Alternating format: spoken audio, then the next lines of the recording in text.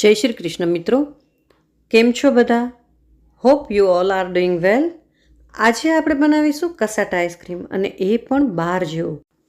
ઘરમાં જ બનાવીશું, પણ બહાર કરતાં પણ એકદમ સરસ. ટ્રાય જરૂર કરજો. હવે અહીં એક મોટું બાઉલ લઈ લીધું છે. એમાં આપણે હેવી ક્રીમ લેવાનું છે. થિકન્ડ ક્રીમ જે આવે ને એ લેવાનું છે. ફ્રેશ ક્રીમ જે અમૂલનું આવે છે એ લઈ શકો, પણ એના કરતાં પણ એક હેવી ક્રીમ આવે છે એ લેવાનું છે. નોન ડેરી નહીં, મેં અહીંયા ડેરી ક્રીમ લીધું છે. સાથે આપણે લેવાનું છે કન્ડેન્સ મિલ્ક. એ ન લ્યો તો તમે શુગર લઈ શકો, પણ અહીંયા હું કન્ડેન્સ મિલ્ક વાપરીશ. આપણે આ આઈસ્ક્રીમનો બેઝ બનાવી રહ્યા છીએ. વેનીલા આઈસ્ક્રીમ બનશે. તમે આ આઈસ્ક્રીમ વેનીલા આઈસ્ક્રીમ તરીકે પણ ખાઈ શકો. આટલું જો આવડી જશે ને તો તમે કોઈ પણ ફ્લેવર બનાવી શકશો. દૂધ ક્યારેય આઈસ્ક્રીમ બનાવવામાં ઉપયોગમાં લેવાય જ નહીં. એનાથી તમને બરફની કતરણ જે જામી જતી હોય છે ને એ એના લીધે જામી જતી હોય છે. ક્રીમને આપણે એકદમ સરસ બીટ કરવાનું છે.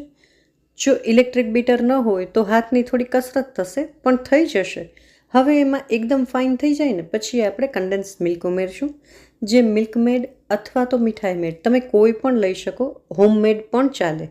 આઈસ્ક્રીમ બનાવવામાં શુગર ન વાપરો ને તો બેટર. આનાથી એનો ફ્લેવર પણ એનહાન્સ થશે, અને શુગર નાખીએ તો આપણું ક્રીમ થોડું પાતળું પડી જાય. એના કરતાં બેટર છે કે કન્ડેન્સ મિલ્ક નાખીએ. હવે હું એમાં વેનીલા એસેન્સ નાખી દઈશ અને સરસ રીતે મિક્સ કરી દઈશ. બસ આ થઈ ગયો આપણો બેઝ. આજે આપણે બનાવવાના છીએ કસાટા આઈસ્ક્રીમ. એટલે એમાં 3 ફ્લેવર હોય જુદી જુદી. એટલે આ બેઝમાંથી હું 3 પાર્ટ પાડીશ. જુદા જુદા બાઉલમાં હું લઈ લઈશ. કસાટા આઈસ્ક્રીમમાં મેઇન 3 કલરના આઈસ્ક્રીમ હોય, લાલ, લીલો અને પીળો. પીળા માટે આપણે મેંગો પ્યુરી એડ કરશું. રેડ માટે આપણે સ્ટ્રોબેરી પ્યુરી એડ કરશું. અને ગ્રીન માટે એકચ્યુઅલી પિસ્તા હોય, પણ આજે પિસ્તા ખલાસ થઈ ગયા છે તો હું આજે કીવીનો યુઝ કરીશ.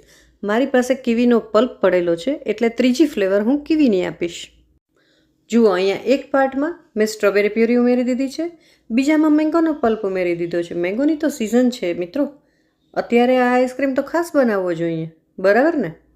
મારી પાસે ફ્રોઝન કીવીનો પલ્પ પડેલો હતો, એટલે આપણે તો ગ્રીન કલરનું કામ છે એટલે મેં એ એડ કરી દીધો છે. સરસ રીતે મિક્સ કરી દઈશું. અહીં બધા બેઝમાં જો તમને કલરની જરૂર લાગે તો તમે એડ કરી શકો છો. મેં એકમાં કલર નથી ઉમેર્યા. હવે મારી પાસે અહીંયા કેક પડી હતી.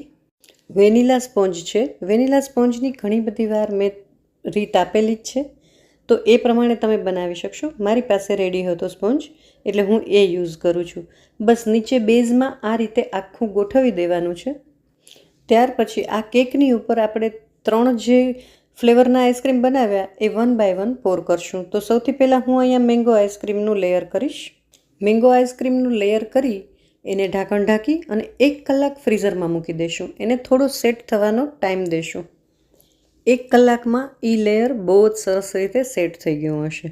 કલાક પછી બહાર કાઢી અને આપણે એના ઉપર બીજું લેયર પાથરશું. બીજું લેયર અહીંયા હું કીવીવાળું પાથરીશ. કેટલા ફાઇન કલર, પેસ્ટલ કલર છે, તમે જોયા? આમાં કોઈ ફૂડ કલર એડ કરવાની ક્યાંય જરૂર લાગે છે તમને? નેચરલ ફ્રૂટ્સથી આટલા સરસ કલર આવતા હોય તો પછી આર્ટિફિશિયલ ફૂડ કલરની ક્યાંય જરૂર જ નથી. મારું એવું માનવું છે. તમે શું કહો છો? ફરી પાછો 1 કલાક અંદર મૂકી અને એના ઉપર ત્રીજું સ્ટ્રોબેરીવાળું લેયર મૂકી દેવાનું છે. મારું બોલવાનું ચાલુ રહેશે, પણ તમે બધા ખાસ પ્રોસિજર જોજો. હવે એના પર મેં મિક્સ નટ્સ બધા છે એને નાના ટુકડામાં કાપી અને લેયર કરી દીધું છે. ક્લીન ફિલ્મથી એકદમ સરસ પેક કરી દેવાનું છે અને ઢાંકણ ઢાંકી ઓવરનાઇટ અથવા તો 5 થી 6 કલાક મિનિમમ ફ્રીઝરમાં મૂકવાનું છે. કેટલી સરળ રીત શીખડાવી.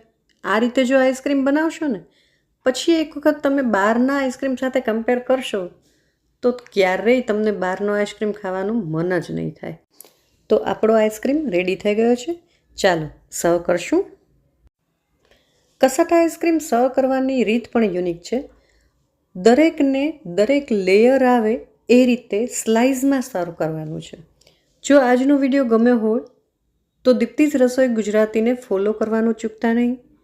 લાઈક, શેર જરૂરથી કરજો. કેવું લાગ્યું તમને? કયો પાર્ટ સારો લાગ્યો એ કમેન્ટ કરીને જરૂરથી જણાવશો. બસ આ જ રીતે મારા બધા આવનારા વિડીયો જોતા રહેજો. Thank you so much.